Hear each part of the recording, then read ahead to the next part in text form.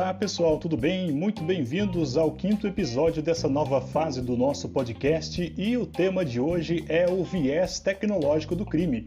Hoje nós ouvimos muito falar sobre crimes virtuais, mas quando falamos de crimes envolvendo tecnologia, não podemos pensar só que existem crimes específicos, como crimes que envolvem hackers, invasões, outros golpes digitais, mas o próprio viés tecnológico do crime. E o que significa isso? As manifestações dos delitos através do ambiente virtual. Porque da mesma forma com que nós trazemos as nossas atividades do meio físico, do papel para o meio digital, também existe essa migração e essa faceta do crime, vamos dizer assim, no meio virtual. E para entendermos o cenário atual, nós precisamos levar em consideração também todo esse contexto que nós passamos no último ano, num contexto pré-pandemia, em que os crimes virtuais eles já causavam muitos prejuízos.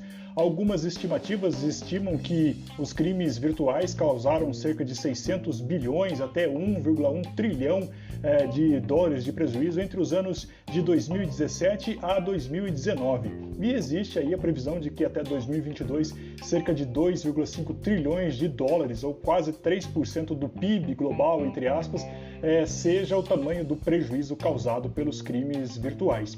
E o Brasil é tido como o primeiro alvo na América Latina e o terceiro lugar no mundo onde mais crimes virtuais são praticados, crimes digitais são praticados no Brasil, então primeiro alvo na América Latina, onde tem mais essa prática de crimes, onde mais as pessoas são vitimadas. Mas por outro lado, o Brasil também ocupa o segundo lugar no mundo, de acordo com as estimativas dos países de onde mais partem ataques e fraudes digitais, né?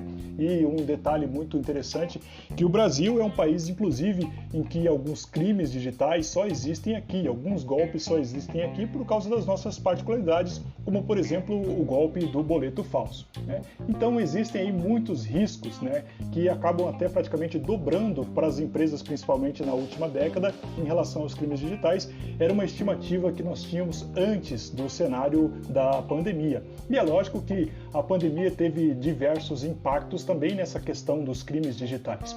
Hoje, estima-se que metade das empresas brasileiras estavam despreparadas para o digital e, com isso, elas não conseguiram, né, se planejar e se adequar. E que 93% dos riscos que as empresas têm continuam sendo riscos humanos muito bobos, como riscos de senhas fracas, ou seja, pela falta mesmo de preparo e, às vezes, de habilidade e de qualificação para essa transformação digital forçada que nós estamos enfrentando hoje. E isso, apesar de tudo, não é uma novidade, porque em que pese tem aumentado muito, o fato é que estima-se que 63% dos principais riscos que afetam principalmente as empresas hoje já eram problemas conhecidos, né, antes da pandemia, problemas conhecidos e já antigos nessa área dos delitos digitais e que jamais foram corrigidos, né? E metade hoje dos conteúdos que nós temos sobre Covid nesses últimos tempos, por exemplo, era fraude. Então, realmente, a pandemia maximizou muito as coisas. Só que temos que entender que crimes de tecnologia, quando falamos deles, não só crimes que são feitos através do computador ou do celular. Nós temos que saber diferenciar o que é crime eletrônico, crime digital e crime cibernético. Crime eletrônico é basicamente tudo que envolva a adulteração de equipamento eletrônico. Crime digital é o comprometimento de sistemas e o crime cibernético, de maneira bem resumida, são crimes que envolvem redes e internet. Mas geralmente, né, esses crimes estão todos meio misturados, tudo no mesmo contexto, vamos dizer assim.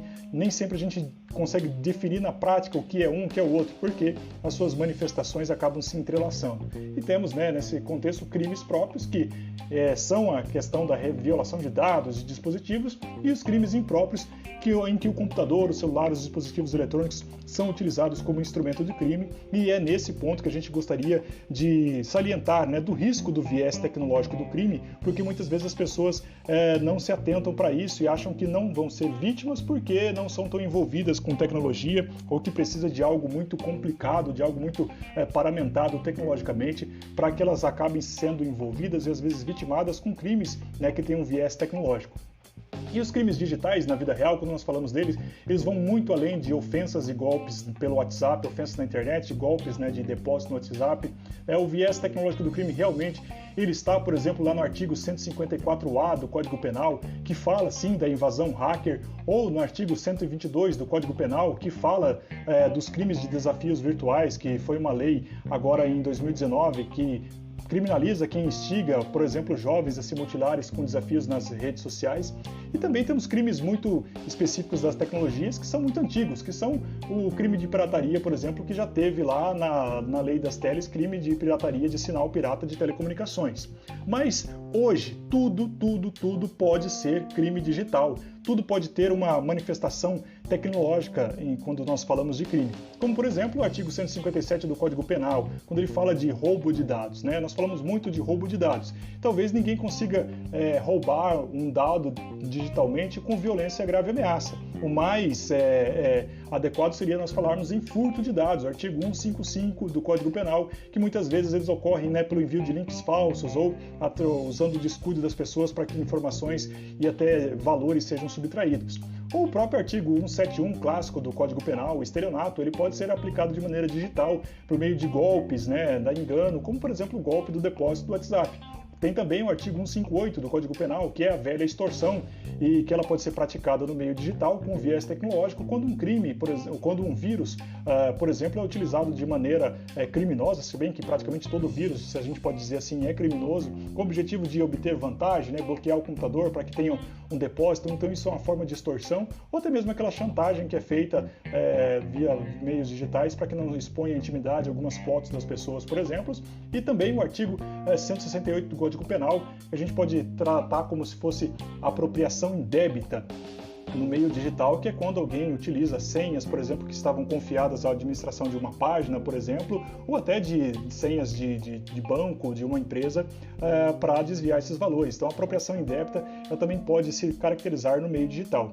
E um último crime que a gente tem, que envolve muito a área tecnológica, foi a recente sanção da lei que criou o artigo 147A do Código Penal, que criminaliza a conduta do stalking, que é a perseguição que hoje acontece muito também pelas redes sociais, por aplicativos de mensagem, quando alguém tem a sua integridade psicológica, tem a sua privacidade invadida por uma pessoa que começa a persegui-lo. Então, quando nós falamos de crimes digitais, nós temos que imaginar que não é só a questão dos crimes mais tecnológicos, mas do viés tecnológico do crime em si, ou seja, as formas de praticar velhos crimes, velhos delitos através do meio digital. Por isso que nós precisamos cada vez mais estar atentos e cada vez mais também buscar conhecimento para não se ver, às vezes pelos descuidos, vítimas desses crimes. Então, se você está gostando desse podcast, nas informações que nós temos veiculado aqui, continue nos seguindo nas nossas redes sociais ou na sua plataforma de áudio preferida, através do Spotify, do Deezer, do Apple Music, do Amazon Music, também do Google Podcasts, várias outras plataformas onde estamos disponíveis, além das nossas redes sociais tradicionais. E agradecemos aí a sua audiência, pedimos desculpas pelos problemas técnicos que ocorreram nos podcasts anteriores, mas a gente deu uma ajustada nos nossos microfones, no nosso celular aqui, para ver se a gravação fica melhor, e a gente aguarda o feedback de vocês também. Muito obrigado pela audiência e até a próxima!